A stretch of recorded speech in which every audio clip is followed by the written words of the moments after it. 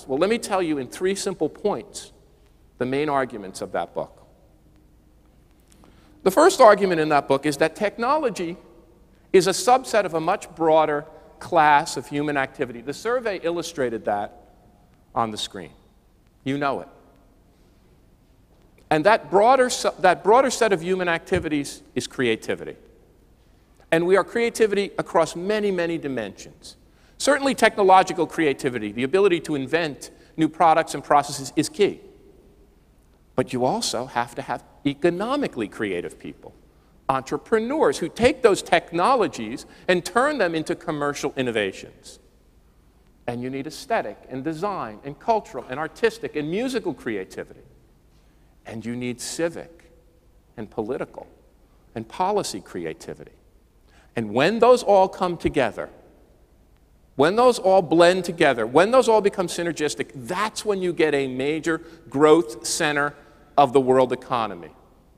From Athens to Venice to Rome to Florence, Berlin, Paris, London, Amsterdam, New York and San Francisco, all of those places are broadly creative centers, not unidimensionally creative centers, broadly creative centers. So creativity, I began to think, was the basic building block of economic growth.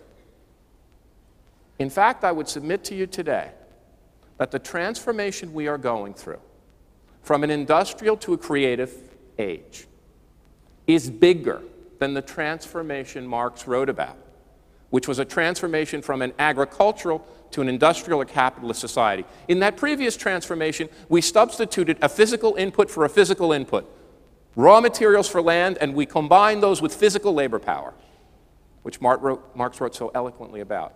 Now, for the first time, we substitute a truly human input, intellectual, creative, knowledge-based labor for a physical input.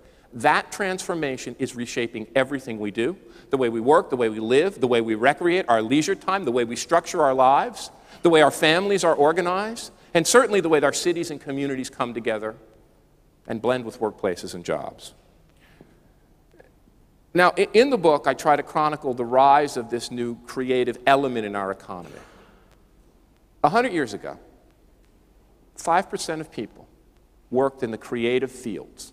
By those I mean science and technology, engineering, infotech, biotech, arts, music, culture, design, architecture, urban design, landscape architecture, and the knowledge-based professions, law, healthcare, and finance. Less than 5%. We worked on farms and factories. By 1950s, the farms were largely gone. More than 50% of us worked in factories. Still less than 10% of us worked in the creative fields. In the year 1980, when we were seeing the rise of what Daniel Bell called the post-industrial service economy, only about 18% of us worked in this creative piece of the economy. Today, across the advanced industrial world, and we have the statistics not just for the United States, but for all the EU, Scandinavian, and Nordic countries, between 30 and 35% of us work in this creative sector of the economy, are members of what the book calls the creative class. In the great urban centers, Amsterdam, London, Paris, New York, San Francisco, that fraction can go up as high as 40 or 45 or perhaps 50%. Let me give you another statistic. If you break the economy into 3 great sectors today, and you look at the manufacturing sector, the service sector, and the creative sector, in the United States, the creative sector accounts for 50% of all wages and salaries paid. And in major metropolitan centers, about 2/3. This sector is big, it's propulsive, and it's growing. Now, there's something else I need to say about the role of creativity in economic life. Some people misinterpret the theory of creativity, either believing it's about arts and culture, or it's about a limited number of high-tech industries, infotech, biotech, software, and multimedia. That's not what the book is saying. In fact, the book is saying is that creativity is really the motor force of the economy and is permeating all the industrial sectors. In fact, the service sector and the manufacturing sector are increasingly becoming creatified, if you will. Now, how do I know this? I don't know it from reading books. I don't know it from studying and doing analysis. I learned this from my father.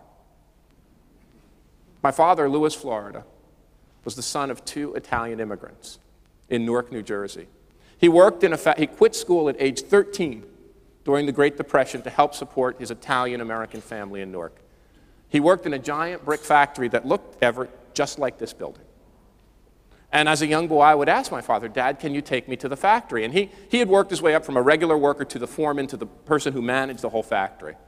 And on some Saturdays, he would relent, and we'd enter a building that looked just like this one, filled with machine tools and plastic injection molding machines and plating solution to plate the metal glasses.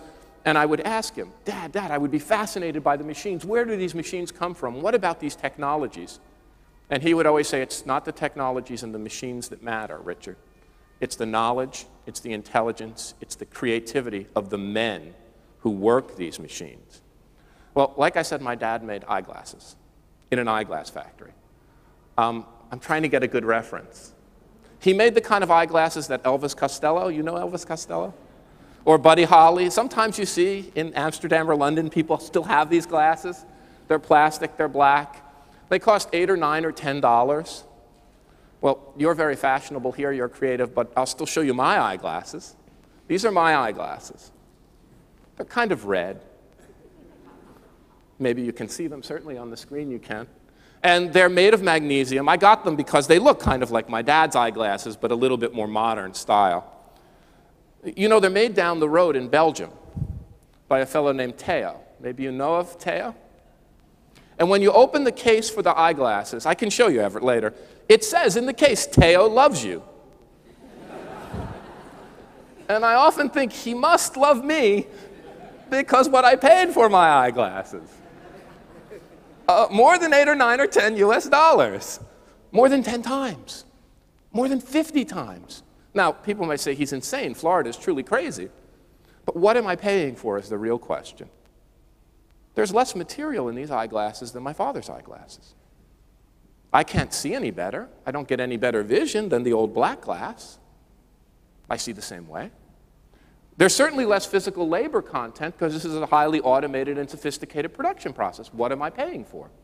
It's the creative content in these eyeglasses that I pay for. In everything, from our shoes to our jackets, our suits, our handbags, the kitchens in our houses. I can go on and on about the filling of our houses with stoves that are beautiful that we don't use to cook, and we have the takeout on top.